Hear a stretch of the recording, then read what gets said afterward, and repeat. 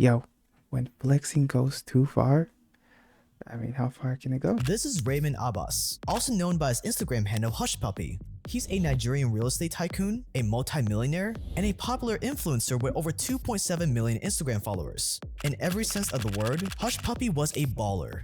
His Instagram is filled with pics with him in cars, That's a nice pick. like a $300,000 Rolls Royce and a $200,000 Ferrari. When he flies, on a private jet by the way, or a PJ for those unacquainted, he warms himself up with Louis Vuitton blankets. And I mean, is there any other way to warm yourself up? You don't use peasant threads. You gotta use that Gucci in order his to home, sleep a perfect. penthouse suite in a crazy expensive building in Dubai. Hush Puppy wasn't always rich, but That's he a had nice built picture. himself up to becoming one of the biggest businessmen and influencers in Nigeria. It was the classic rags the riches story. Everyone who knew him wanted to be like him. There was literally no limit to his money, and he made sure that everyone online knew that. There was only one problem. Everything anyone knew about Hush Puppy was a lie. A lie that would cost him all his money, cars, and designer clothes. A lie that left him right back to where he started as a poor kid from Nigeria. But to understand how Hush Puppy ended up losing it all, we have to travel back in time to when he was That's just an a L. boy growing up on the streets of Lagos, Nigeria. This is the story of Raymond Abbas, also known as Hush Puppy, and how one Instagram post helped the FBI catch one of the biggest online scammers in history. A true Nigerian prince. I mean, he's eating good though. He's eating really good. Like, Public is a social investing app where you can easily invest in stocks. Public is gives you an and take their word for it, but you I'm also on Public, you can follow me. Public always puts its and with Public, you can buy small slices of a stock, ETF, or crypto instead of the full share. There are thousands, and if you go to public.com/JakeTran and create an account, you'll get a free stock worth anywhere from $3 to $1,000. that's nice. So, use public.com/JakeTran. Help that guy out. That's public.com/JakeTran to get a free stock with the link below. Thanks to Public for sponsoring this video.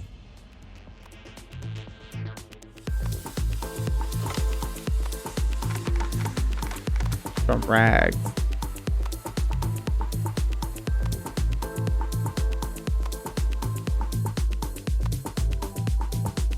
If you came across Hush Puppy anytime in the last decade, you would have never imagined he grew up poor, because he was flashy to the max. Raymond was so poor that his father worked as a taxi driver in Lagos, Nigeria, and his mom sold bread on the side of the road just to make ends meet. When Raymond was old enough, he started washing cars to try to make a couple cents on the side. To the world, Raymond Abbas wasn't millionaire material, and He's he a knew humble it. man. But around the same time Raymond reached his 20s, Nigeria was in the middle of his first major international exports: internet scammers. It started off from small internet cafes around Lagos. These kids would take a chance and make up some Nigerian prince story to try to scam their way to an extra couple bucks. Even if they were caught, it wasn't like rich Americans were gonna launch an international investigation over $1,000. For the first international scam artist called Yahoos, $1,000 was a massive score, all from the comfort of their computer. Internationally, it was a small-time hustle at best, a hustle no one really paid any attention to. No one except for a few yahoos who recognized their potential to make even more money than any kid from Nigeria could ever dream of. And one of them was none other than Raymond Abbas. Okay. He was a Nigerian prince. That's hilarious.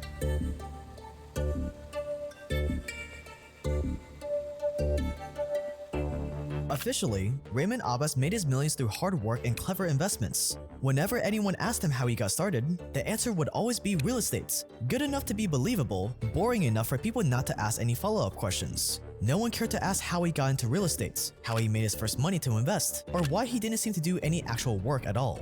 In a time when guys like Donald Trump built a billion-dollar empire on real estate, people just took his answer at face value and left it at that. But the truth of Raymond Abbas's millions was actually a lot more colorful than the world believed.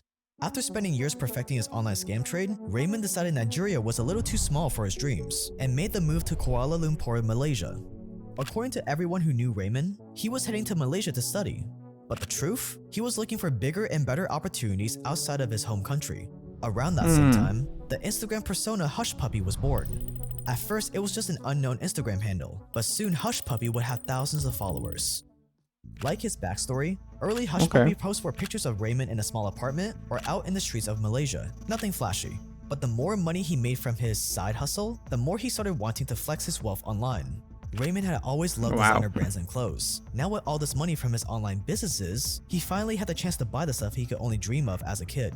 But just buying it wasn't enough either. Not when he had experienced years of people telling him he would amount to nothing. Oh no, it was time to show off what his hard work had earned him.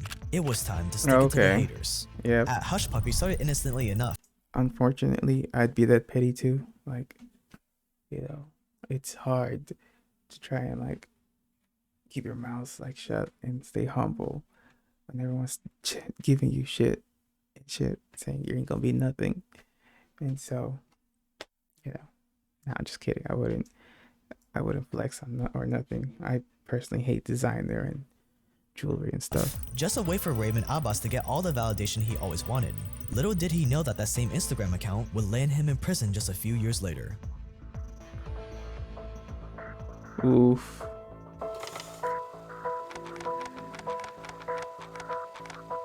The billionaire Gucci master. The billionaire Gucci master. That's what Gucci. Raymond started calling himself. Every day, he would post pics of him wearing thousands of dollars worth of designer clothes, standing in front of insanely expensive cars, and staying at only the best hotels around the world. And unlike other influencers, he wasn't just using the clothes and cars as props, he actually owned them. His suite at the Palazzo Versace in Dubai, it cost him hundreds of thousands of dollars a year. His $150,000 diamond-encrusted watch, What? it wasn't on loan, What? he actually owned it. Hush Puppy had What? made it in every sense of the word. He wasn't just an Instagram influencer anymore. He was slowly clawing his Yo, he actually did that. Like, okay. Like, at least he wasn't like, renting it out and stuff and pretending. Yo, he actually had it. way That's into the crazy. ranks of the ultra-wealthy. And his favorite story? Telling the world how he was once denied a French visa when he tried to leave Nigeria. Now he was staying in the Ritz Hotel in Paris on an all-expenses-paid fashion week trip from Louis Vuitton. And people ate it up. Everywhere, people were looking to Hush Puppy as the example of what happens when you hustle for your dreams. The story of Raymond Abbas working himself from rags to riches was something everyone wanted to believe. And when people want to believe something so badly, no amount of evidence will make them change their minds. Hush Puppy probably thought they Yeah. would believe his story forever. Then, the sleuth.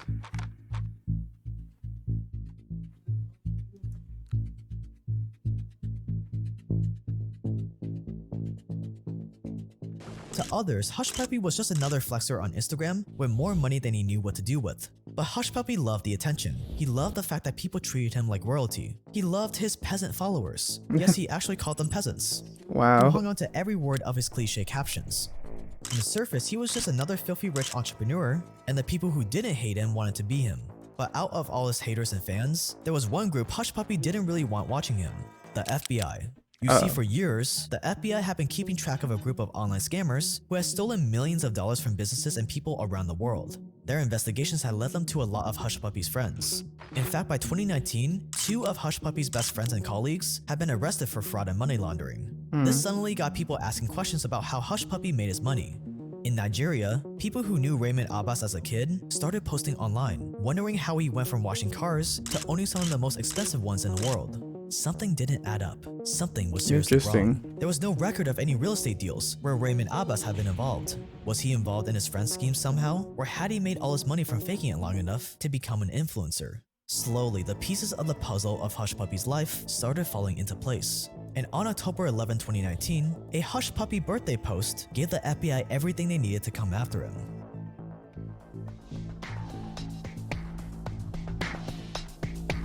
Okay, what happened? The birthday.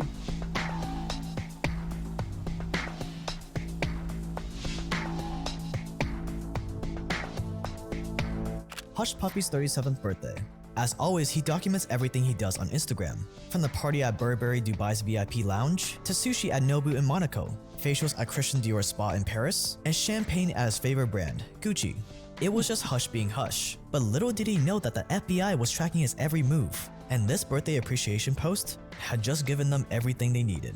You see, Hush Puppy had his real phone number connected to his Instagram, and his real email. So using these posts, FBI confirmed his birthday, his identity, and his location throughout the day. How did this implicate him in a massive scam? Well, with all that tracking information, the FBI managed to link all his movements throughout the day with the movements of known conspirators in one of the biggest online scam syndicates in history. All his friends from his birthday party, they were under investigation too, and there was no way Hush Puppy wasn't also a part of their scheme. Yeah. Ooh.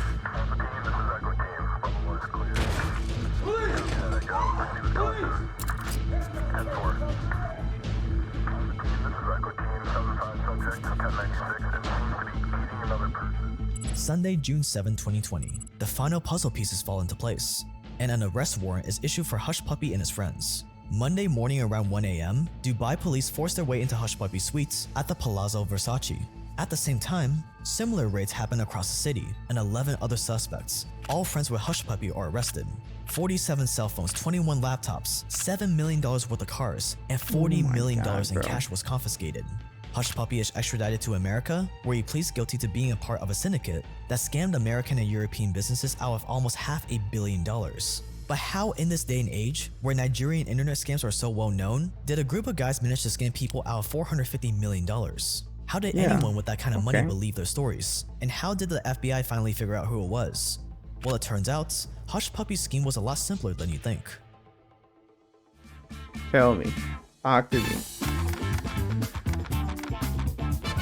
The racket.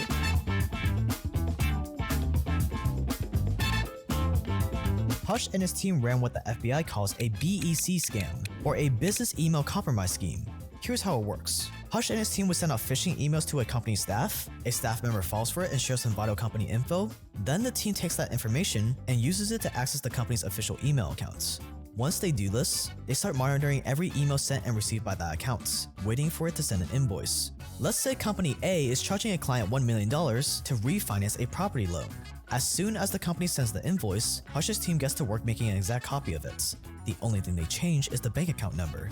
Now the team creates an email account almost exactly like the one that usually sends the client's invoices. Maybe the real company email address is this, so Hush's team adds or removes a letter from it like this. It may seem obvious now as I show you, but when you're accepting an invoice from an email that looks sorta like this, and you get that invoice at the time you're expecting to get it, it's super easy to miss. This exact scam actually happened to someone very close to me.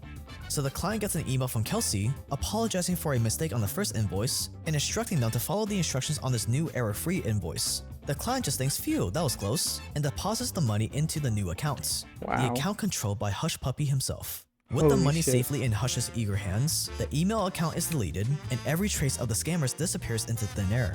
And the money? It gets laundered to distance itself from the original transaction, and then some of it gets divided up and sent to members of the team, while most of it stays with Hush. Hush's role in this whole scheme was to provide the bank accounts. Over the years, him and his team stole almost $500 million from almost anyone they could. A children's hospital in Qatar, a law firm in America, anyone who was gullible enough to fall. Don't steal from children. Don't steal from children's hospital. Alright? That's a low thing to do. For their scheme, saw their company lose millions. In most cases, no one wanted to go public with their loss. What law firm wants to advertise the fact that they got scammed out of $1 million by some guy online? At one point, Hush and his team were even planning on scamming an English football club out of $300 million. Luckily, the plan didn't go through. And for years, the FBI had been tracking down the people responsible for one of the most successful online rackets in history. When they finally arrested Hush's two friends, one of them had his phone on him. And on that phone, they found messages to a Snapchat account called Hush Puppy asking for banking details to use on a new scam. Unfortunately for Hush Puppy, he had gotten a little too comfortable with his life as a multi-millionaire scam artist. He connected all his social media to his phone number and email, and using that, the FBI had finally been able to start looking in the right direction. The birthday party was just the cherry on top. Here they had Hush Puppy partying with confirmed internet scammers. It was all they needed to arrest him and send him to prison for a very, very long time. If there's one lesson we can learn from this, is that if you make your money in a sketchy manner, which I'm not advising you to do, learn a little something from our man Hush and keep your flexing to your close friends list. Low key. I mean, I can't deny that scheme. It was a genius scheme. One letter off and you get millions.